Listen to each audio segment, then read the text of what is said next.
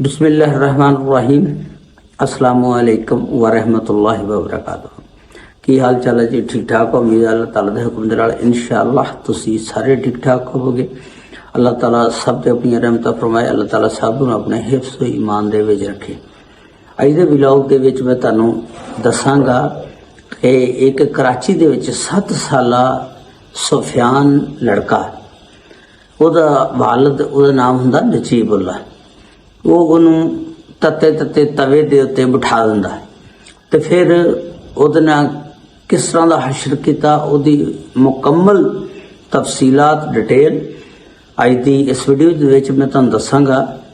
ਲਓ ਜੀ, ਜੇ ਚੈਨਲ ਤੇ ਨਵੇਂ ਹੋ ਤਾਂ ਚੈਨਲ ਨੂੰ ਸਬਸਕ੍ਰਾइब, ਲਾइक और शेयर ਜ਼ਰੂਰ ਕਰ ਦੇਣਾ ਔਰ ਨਾਲ ਘੰਟੀ ਦੇ ਬਟਨ ਨੂੰ ਜ਼ਰੂਰ ਦਬ ਦੇਣਾ ताकि जिहड़ी भी नवी वीडियो अपलोड होवे उहदा नोटिफिकेशन तुहाडे तक पहुँच सके। इस तरह तुसीं मेरे नाल जुड़े रह सकते हो, बड़ी मेहरबानी। ये वाकया कराची दा साइट एरिया बावानी चाली दा इलाका आ, जिहदे विच ये वाकया पेश आया। लोग यार बहुत यानी तुसीं कह लो बदबख्त ने। अल्लाह ताला ने जिन्हां नूं औलादां दित्तियां होईयां वो बदबख्त इंसान जिहड़ा अपने औलाद दे नाल इस तरह के काम करदा।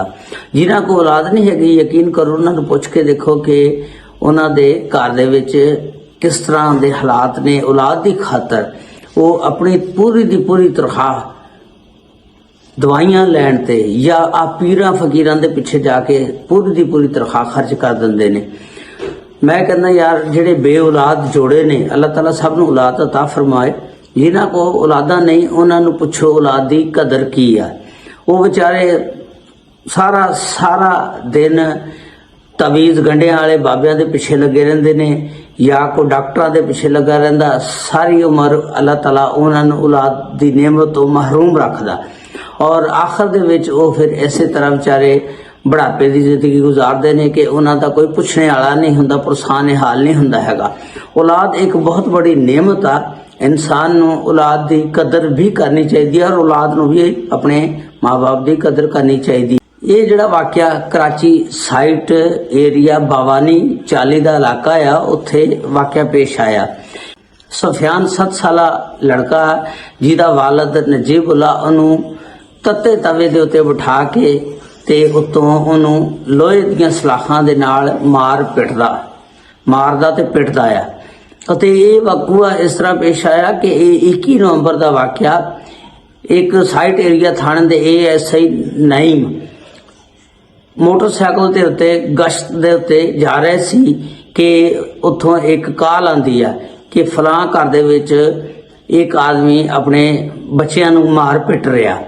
ASI नईम दे दस्सण दे मुताबिक कि मैं जिस वेले उत्थे बावानी चाली कॉलोनी दे विच पहुंचिया, नज़दीक ही एक घर दे विचों जोर दे रोने दीयां आवाज़ां आनियां सी।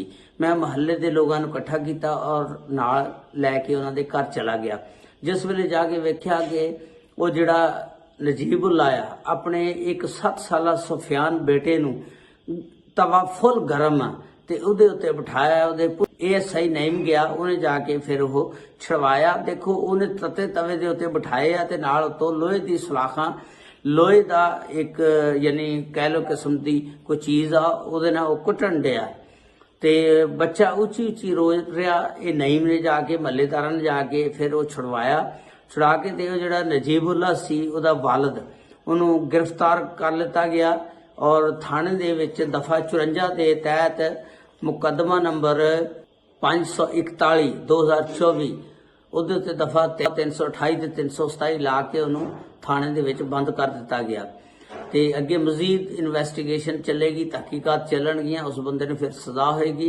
ਮੈਂ ਕਹਿੰਦਾ ਯਾਰ ਉਹ ਬਦਬਖਤ ਬੰਦਾ ਜਿਹੜਾ ਇਸ ਤਰ੍ਹਾਂ ਦੀ ਸਜ਼ਾ ਆਪਣੇ ਬੱਚਿਆਂ ਨੂੰ ਦਿੰਦਾ, ਠੀਕ ਹੈ ਤੁਸੀਂ ਪਿਆਰ ਦੇ ਨਾਲ ਉਹਨੂੰ ਸਮਝਾਓ। ਜਾਂ ਅਗਰ ਉਹਦਾ ਕੋਈ ਕਸੂਰ ਵੀ ਹੋ ਗਿਆ ਤੇ ਉਹਨੂੰ ਇਗਨੋਰ ਕਰ ਦਿਓ। अगर कोई बहुत बड़ा कसूर आ फिर तो चलो मन्ने को थोड़ा बहुत बंदे ने मार लिया, लेकिन ये तो कोई गल नहीं। तते तवे दे उत्ते पुश्त उहदी जिहड़ी है सारी उठा के जाल दिओ और उत्तों फिर उहनूं कुटना शुरू कर दिओ, मारो।